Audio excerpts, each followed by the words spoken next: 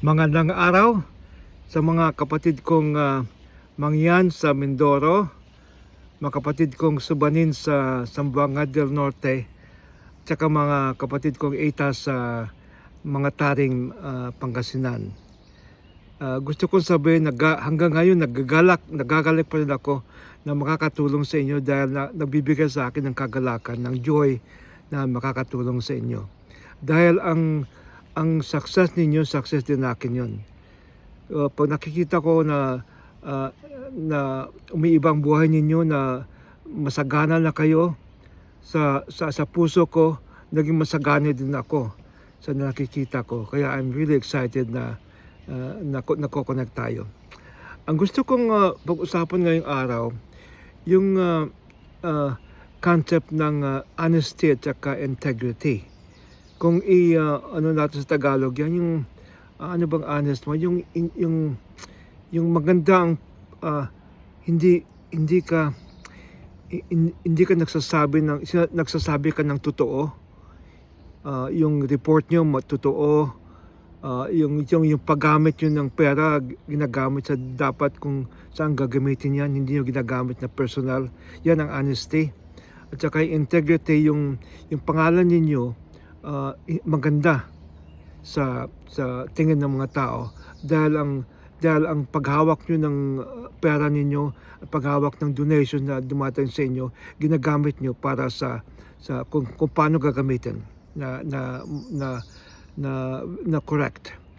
Kasi alam mo, ang mga donors natin, kasi kasama diyan ang reputation ko eh. Pag hindi nagagamit ng mabuti ang funds na pinapadala ko diyan, ako ang nakikita ng donors na hindi magandang paggamit ng pera. So it's very important na gamitin niyo ang donations diyan tsaka ng funds in a good way, na honest way, na para yung reputation ninyo at saka reputation ko maganda sa donors. Kasi pag hindi maganda ang reputation natin sa donors, hindi nagbibigay ang donors. So gusto ko na ipahiwatig sa inyo, nakikita natin sa Bible, sa Proverbs 12:22, basahin ko sa English tapos i-interpret ko sa Tagalog ulit. No? Lying lips are an abomination to the Lord, but those who act faithfully are His delight. So kung hindi tayo nagsasabi ng totoo, hindi maganda sa Panginoon yun, sa mata ng Panginoon. Pero pag nagsasabi tayo ng totoo, na ginamit natin ng pera sa dapat natin gagamitin, the Lord is delighted. Natutuwa ang Panginoon pag honest tayo. Tapos sa Proverbs 11:3, babasahin ko, the integrity of the upright guides them, but the crookedness of the treacherous destroys them. Nako, mahirap ito. Ang sasabi nito, yung mga tao na honest, na hindi nagsisunang-laling, tapos ginagamit din ang pera for the right purpose, no? Parang malaking guidance sa kanila yun. Pero yung mga tao na nag-scam, na hindi na ginagamit yung fund for the right purpose, sabi na kayo, the crookedness of the treacherous will destroy them. Masisira ang buhay nyo. Pag hindi tayo honest, ako rin, masisira ang buhay ko. Ang reputation ko pag hindi ako honest, pag hindi ko ginagamit yung pera for that purpose. Like for instance, ang lahat ng donors, kasi meron akong sariling pension, no? So hindi ko talaga masyadong kailangan ng pera. At saka yung wife ko may pension kami. Tapos bayad na yung bahay namin. Tapos mga anak ko may trabaho na lahat. So wala kami masyadong expenses, no? So hindi ko kailangan ng masyadong pera. Lahat na binibigay ng donor sa inyo napapunta yun. Saka sa ministry. Hindi sa akin personally. Pag gamitin ko yun sa personally, yan ang problema dyan. Yung honor ko at yung integrity ko mawawala. Mawala din mga donors ko. So, ganun din sa inyo. Kung hindi nyo ginagamit sa magandang paraan ng pera na sinesend yan, hindi maganda sa tingin ng donors. At saka hindi maganda sa tingin ng Panginoon. Sa 2 Corinthians 8:21, for we aim what is honorable, not only in the Lord's sight, but also in the sight of man. So, ibig sabihin nito, pag gumagawa tayo ng maganda, na honest tayo, sa mata ng Panginoon maganda, at saka sa mata ng tao. Maganda ang tingin ng tao sa iyo pag honest ka. Yan ang problema nakikita ko sa Pilipinas, hindi lang sa mga politiko, no, na maraming corruption, pero sa ordinaryo na tao eh. talagang mahirap, no? So, importante talaga ang honesty at saka ang integrity.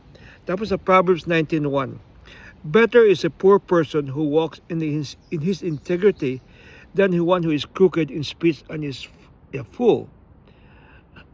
Nako, ang sabi dito, mabuti pa yung mahirap ka, na magandang pangalan mo, na honest ka, kaysa hindi ka honest. Kasi mangyari sa iyo, kung crooked ka, parang kang sira sa ulo. Makikita ng tao na hindi ka magandang tao.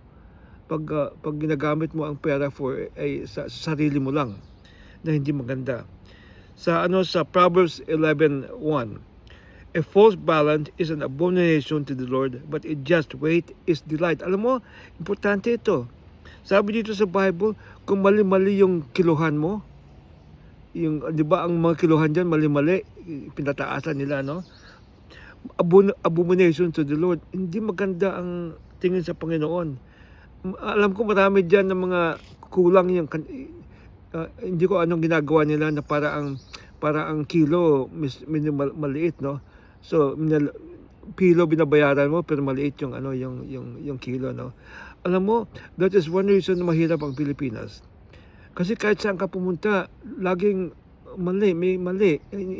Parang merong hindi masyadong magandang paghawak ng finances, no. Hindi ko sabi sa iyo, kayo. Hindi naman lahat. Pero yan ang magandang reputation is kasi alam mo, biniblame natin mga politiko na corrupt sila. Pero bago sila maging politiko, corrupt na sila. Ginawa lang nila naging politiko siya. So, ang ordinary person, pag corrupt ka, pag naging politika ka, corrupt din ang labas. So, nag-start sa beginning yun. Hindi ka pa politika, corrupt ka na. So, yung ang gusto ko nang mangyari, na ayos natin buhay natin na hindi nakalagay sa Proverbs 28:20, a faithful person will be richly blessed, but one eager to get rich will not go unpunished. So ang kagandahan nito, kung magandang isip mo na hindi ka nagnanakaw, magbi-bless ka ng Panginoon talaga. Magbi-bless ka ng Panginoon. Tapos lastly sa Psalms 112 verse 1 to 3. Blessed are those who fear the Lord. Wealth and riches are in their house, and the righteousness endures forever. Nako, hindi ka kukulangin talaga.